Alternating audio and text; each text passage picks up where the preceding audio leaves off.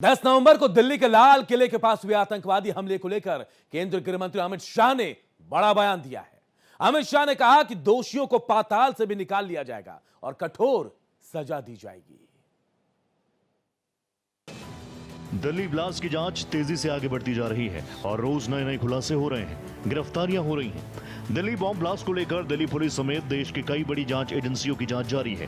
बीते कुछ दिनों में अलग अलग राज्यों से कई आतंकी और संदिग्धों की गिरफ्तारी हो चुकी है। इन तमाम गिरफ्तार संदिग्ध लोगों से पूछताछ जारी है। ऐसे में केंद्रीय गृह मंत्री अमित शाह ने भी ऐलान कर दिया कि दिल्ली ब्लास्ट के दोषी पाताल में भी छिपे होंगे तो उनको वहां से भी ढूंढकर सजा दी जाएगी। बीजेपी का कहना है कि आतंकवाद के प्रति सरकार की कठोर नीति हमेशा जारी रहेगी।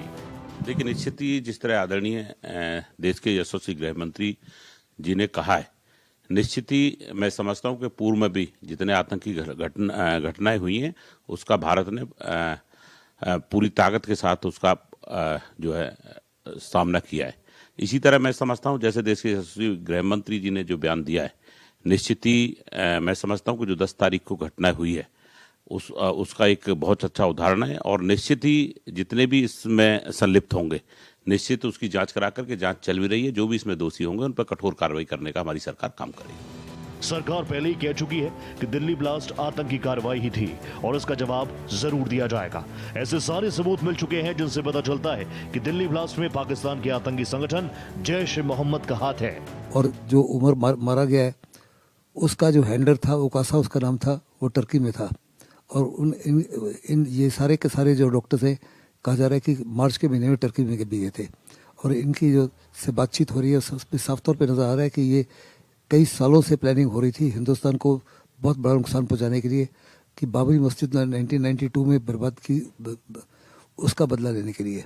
और वास्तव में इस बारी टेररिज्म में सारे पढ़े लिखे डॉक्टर्स हैं और इन पढ़े लिखे लोगों को कैसे रेडिकलाइज किया गया, ये एक किस्म से अचंबा है। लेकिन ये साफ तौर पे दर्शाता है कि बहुत बड़ा टेररिस्ट एक्ट है। माना जा रहा है कि सरकार एक बार फिर से आतंक के खिलाफ कठोर कार्रवाई करने की तैयारियों में है।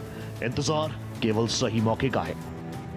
90 के दशक से जारी आतंकवाद पाकिस्तान द्वारा प्रायोजित लगातार अपने नए फन फैलाकर सामने आ जाता है। सरकारें लगातार कोशिश करती हैं आतंकवाद को खत्म करने की, पर आतंकवाद है कि खत्म होने का नाम नहीं लेता। देश के गृह मंत्री अमित शाह ने कहा है कि इन घटना से जो आतंकवादी सम्मिलित हैं उनको हम पाताल से भी खोज के निकालेंगे और आतंकवाद को जड़ से खत्म करेंगे। देखना होगा कि आने वाले दिनों में सरकार ऐसा क्या कदम उठाती है जिससे कि आतंकवाद जो 90 के दशक से लगातार जारी है वो भारत से खत्म हो और लोग सुख, चैन और शांति की नींद ले सकें। कैमरामैन शरद बारिक के साथ रमेश कुमार सिंह, भारत एक्सप्रेस।